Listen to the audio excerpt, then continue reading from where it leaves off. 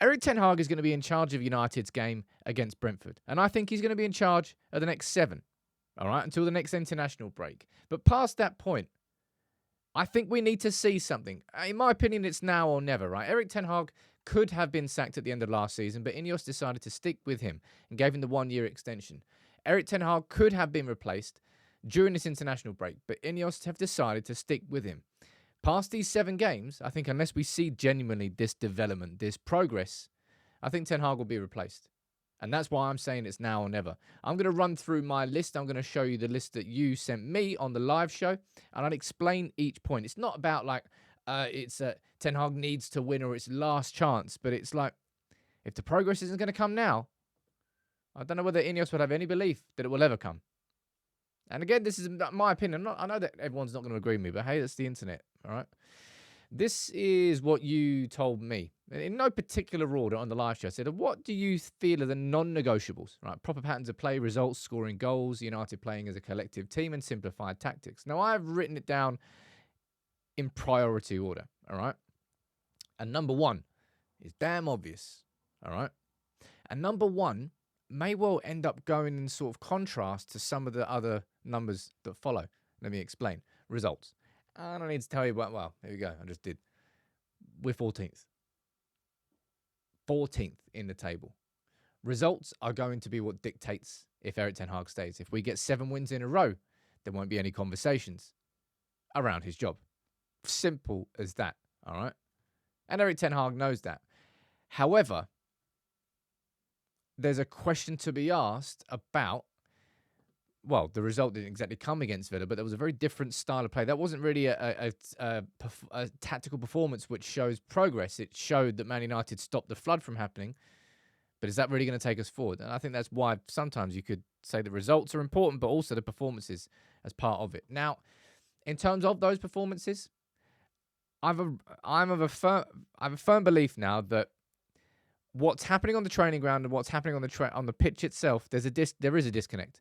And I think Ten Hag's really just got to simplify his tactics because his approach is quite complicated. It's a different setup in possession, out of possession, when you've got the ball, when you don't have the ball. Look, drop the inverted fullback, all right? That is dead, okay? Down there, simpler and less pressing triggers in attack. The press is never, I keep saying this a million times, until I'm just exhausted about saying it.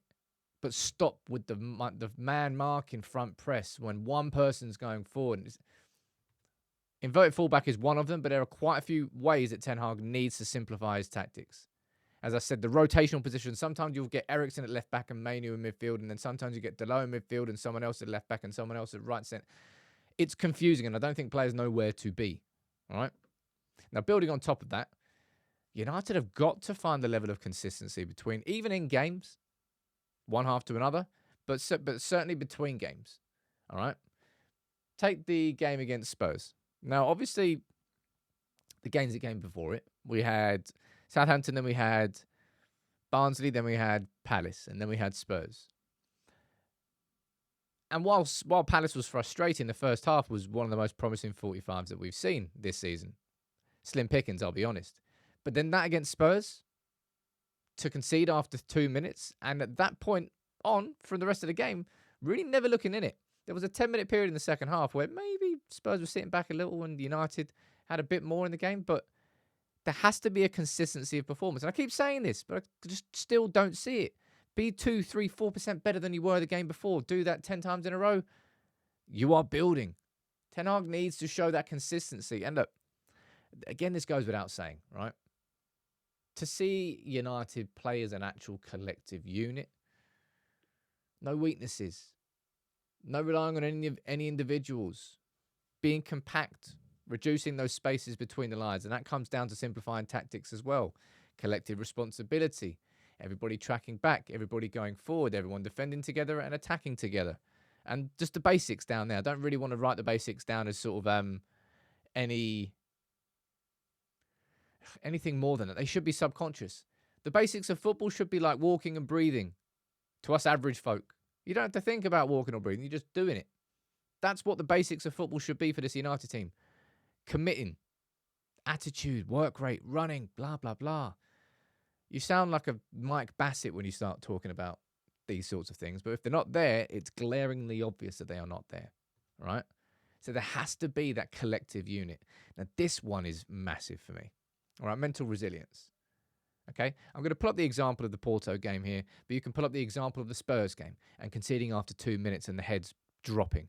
You can go back to the Brighton game where we had the goal ruled out for offside and it got to the players' heads, and then Brighton, they dominated, and we couldn't control the pressure at the end of the game. It's a fundamental weakness, not just of this team, because it's affected these players. It's affected the players before. It's affected the players before them. It's something deeper than just this squad and just this manager. And still no solution has been found. And until we find that mental resilience, I don't know whether anything I've just described to you is possible. So arguably you could put that further up the list. But all of these together, right, they create the identity, which we still haven't seen. If you get the results, you simplify the tactics, you get the consistency of performances, you work as a collective team, you build some mental resilience, and then you can start playing out from the back. All of these things build towards the game model, which INEOS still haven't seen. And my personal opinion, and I go back to it, and I've said this so many times now on this channel, I think Gary Neville was right that November time is when INEOS are going to be looking and saying, are we seeing what we need to see? INEOS won't write off the entire season in hoping that Erik ten Hag will get some progress, and let's see at the end of May, and there's no sort of markers throughout the season. Now, you might say, well, Sam, if United do decide to move on from Erik ten Hag, then how is it any different to giving the job to Ruud van Nistelrooy, who we don't know if he's qualified or not? Sure, but that would be them giving themselves time to find a full-timer. I don't see a mid-season appointment on a permanent basis. I only see an interim coming in if Ten Hag is replaced. But this is my 6 in order, right? Results, number 1. Simplify the tactics, man. Clearly it isn't working.